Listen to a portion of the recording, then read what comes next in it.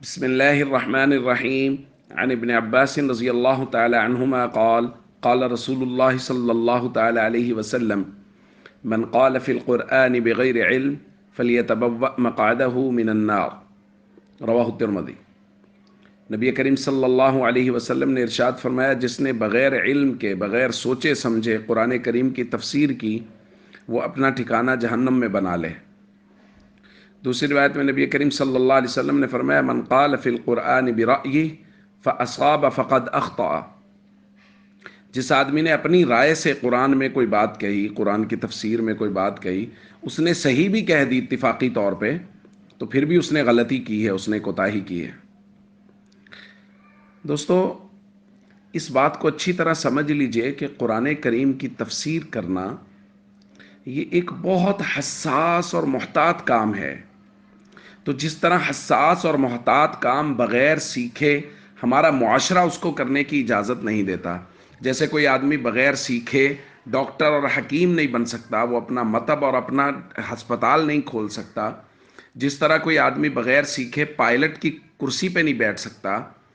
بھلے ہی وہ وقتی طور پہ وہ کسی کو دوائی دے اور وہ ٹھیک بھی ہو جائے، بھلے ہی وہ ایک مرتبہ صحیح اڑان بھر بھی لے، پھر بھی لوگ کہتے ہیں کہ جب تک سیکھنا نہیں ہے تم اس حساس کرسی پہ نہیں بیٹھ سکتے، تمہاری وجہ سے لوگ مر سکتے ہیں۔ اسی وجہ سے ہمارے یہاں کیا کہا جاتا ہے، نیم حکیم خطرہ جان ہوتا ہے، یعنی جو سیکھا ہوا نہیں ہے وہ کسی کو دوائی دے گا تو ایک آدھ شاید ٹھیک بھی ہو جائے، لیکن وہ کسی نہ کسی کی جان لے جائے گا۔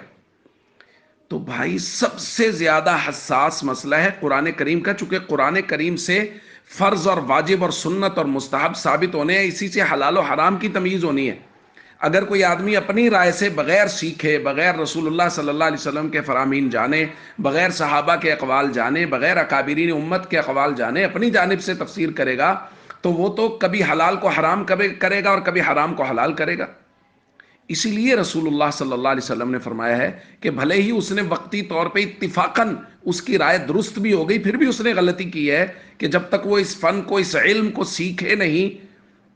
اس وقت تک اس کو اس علم میں بات کرنے کی گنجائش نہیں ہے، اجازت نہیں ہے۔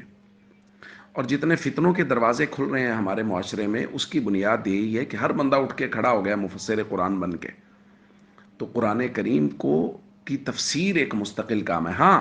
قرآن کریم کو سمجھنا، اس کو پڑھنا اور سمجھنا، یہ ایک الگ بات ہے، وہ کوئی بھی آدمی اس کو سمجھنے کی کوشش کرے وہ کر سکتا ہے، لیکن قرآن کریم کی تفسیر کرنا، بیان کرنا، ہر آدمی کہے میں قرآن بیان کر سکتا ہوں۔ صحابہ کرام جو صاحب زبان تھے، ان کو عربی سمجھتے تھے، ان کو ترجمے کی تو ضرورت ہی نہیں تھی، اس کے باوجود وہ قرآن کریم کو سمجھتے تھے، پوچھتے تھے۔ حضرت ابن عباس رضی اللہ تعالیٰ عنہما رسول اللہ صلی اللہ علیہ وسلم کے چچا کے بیٹے ہیں، صاحب زبان ہیں،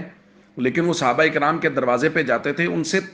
تفسیر کا علم سیکھتے تھے، ان سے حدیث کا علم سیکھتے تھے۔ تو اس لیے پہلے پوری طرح سے علم کو سیکھنا ہے اگر آپ کو تفسیر کے متعلق بات کرنی ہے۔ ہاں، اگر اپنی فہم کے لیے سیکھنا ہے کہ ہمیں قرآن سمجھ میں آ جائے، تو اس کے لیے کوئی قید نہیں ہے، اس کے لیے اس کو پڑھا جا سکتا ہے، سمجھا جا سکتا ہے۔ السلام علیکم ورحمۃ اللہ وبرکاتہ۔